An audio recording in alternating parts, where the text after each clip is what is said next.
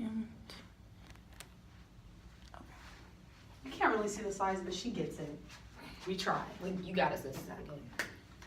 We are the Falcons. We'll go, we'll fight, we'll win. We got that P-O-W-E-R to win this game. 2, 3. Good morning, class. My name is Candice. I'm Delante. I'm Shawnte. And what we just did earlier, that was a chant. We typically use chants to wake up our audience, which is exactly what you guys are feeling right now. And we use this to get the audience's attention and get the crowd humped and piped for an upcoming game, an upcoming event. And like all sports, it's played with eager anticipation and high expectations for your team to win. So we're actually here today to persuade you guys that cheer in all forms is indeed a sport. And whether it be chanting like we did earlier to intense physical activity, which is what we're going to be talking about later, it's all within realms of a sport. Sport, the word, is actually defined as an activity involving physical exertion and skill in which an individual or team competes against another for entertainment. And according to the Chase Cheer website, cheerleaders practice year-round with very little breaks, right? They even practice during the summer, and during the summer they attend a lot of camps in which they condition their bodies and they practice routines and they learn a lot of cheer chants. Me and Shawnte can even remember this because we were both cheerleaders ourselves, so you know, through the movements we go through a lot. And a lot gets done. But we also knew that with proper training, we had to get it done or else it could lead to serious injuries, whether that be in the moment or down the line. So, please understand today that cheerleading is a sport because it involves teamwork, physical activity, and a competitive nature, and it requires skills. But first, let's discuss the vital importance of teamwork. Teamwork is extremely important to have within any athletic sport. For cheer, the various positions for a stunt to hit force these athletes to work together, right? So looking at that picture, we have the main base and we have the secondary base. And they have to remain in sync in order for the stunt to hit. I was reading a lot on the American Cheer website that these two bases are not in sync and they don't hit and go up, the stunt's not going to go. The flyer can't do what she needs to do, the back spot can't do what she has to do either. So it's very important that they work together. Now looking at the second picture, we have the back spot, and she's being extremely attentive to the flyer, right? She's holding her ankles, she's staring at her, she's watching her the entire time. Back spot has to do that within this team effort. Now the flyer, she has to remain extremely still, and she has to hold her own weight. I was reading a lot about that on the Global News website, that if she's not holding her own weight in the air, nothing can get done either because she's the main focal point in the entire stunt. Remember, a stunt is the endless possibilities, putting somebody up in the air. Now, I also want to talk about choreography because choreography is also a huge factor in forming teamwork during cheer, right? Each cheerleader has to be held accountable for arriving to practice on time.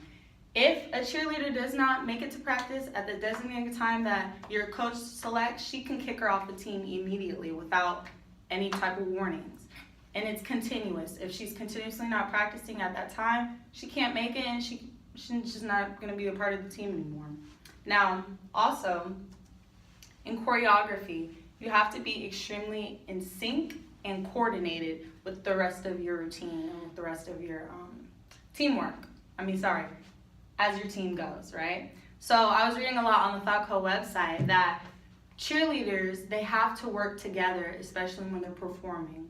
The audience knows, I was reading on there, that they know when you mess up, when you're performing out there, whether it be during basketball games, out on the field, or competing. They know when a team player is there and she doesn't know what she's doing, or when she just has not been attentive at practice and been practicing with the rest of the team. Remember, it's all teamwork, it's all team effort. So, yet with proper coordination and in sync movements for choreography, physical activity is the next requirement for any competitive sport, which is exactly what cheer entails. Cheerleading requires a lot of physical activity and athleticism. If you want to be a good cheerleader, conditioning is a vital key. According to livestrong.com, most colleges look at current skill as well as physical fitness. And Georgia College weighs their flyers weekly. So that is just a testament to how serious college programs take physical capability as well as physical image. Cheerleaders must have good stamina because conditioning is vital. Cheerleaders need good stamina because according to CNN.com and ChampionCheerCentral.com, the average duration of a cheer routine is 2 minutes and 30 seconds. Now, a cheer routine is like a high intensity workout, but it differs in one reason. It differs because high intensity workouts last from about 15 to 30 seconds. But a cheer routine, like I said, is 2 minutes and 30 seconds. So if you don't condition your body to complete this cheer routine, you won't be able, like, it's not something that just flies overnight and you can just do the next day. You have to practice. A quote from tumblebees.com is, practice is where you exert the most energy. Performance is the easy part. So, and when you practice a routine a lot, it commits to muscle memory and you don't get tired, but it also gives you a certain confidence, which is also vital to a cheerleader. But conditioning your stamina is not the only thing a cheerleader has to do. Cheerleaders need calisthenic strength. Calisthenic strength can be enhanced by doing bodyweight exercise, calisthenic exercises like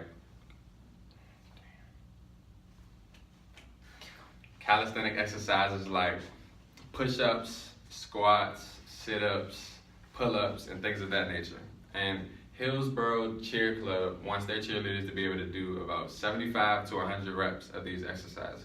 They might not have to do it in straight, like 75 to 100 push-ups or 75 to 100 squats straight, but they want their cheerleaders to be able to do these in sets and like not take all day to do it.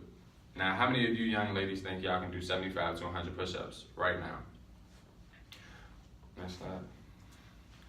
Cheerleaders also need full body strength to be able to lift flyers.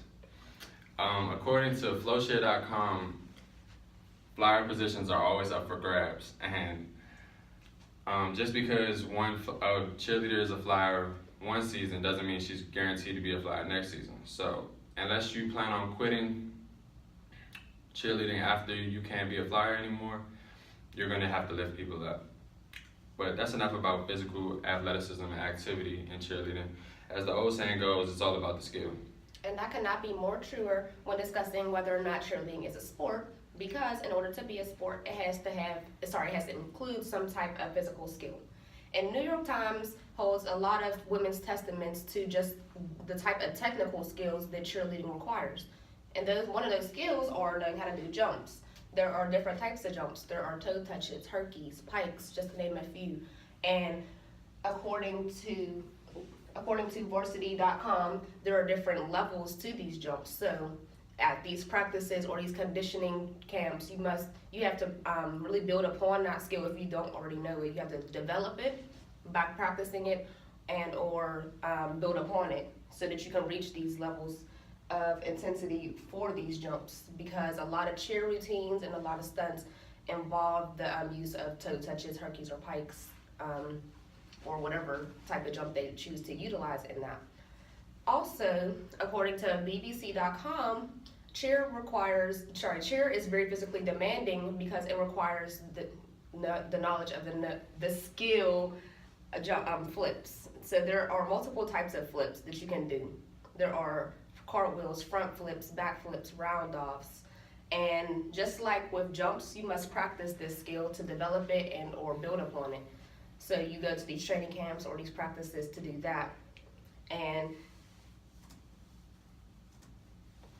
here are just some pictures that we found from BransonShows.com, which is a competitive cheer team. And these are just some pictures of flips that their cheerleaders do during their cheer durations. So now, just according to ESPN, people are really seeing how real of a sport cheerleading is, because it requires strength, stamina, and balance, what they said. It's exhilarating and physically demanding, and coaches get really technical on how their cheerleaders execute these skills. So that is another reason why you have to develop these skills or build upon them.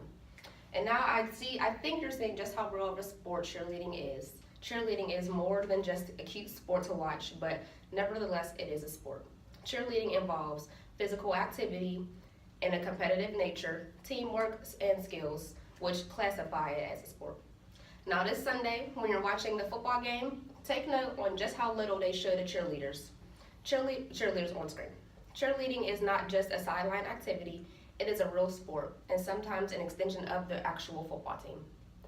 With the facts that we presented you with today, I think we can all clearly classify cheerleading as a sport. Thank you.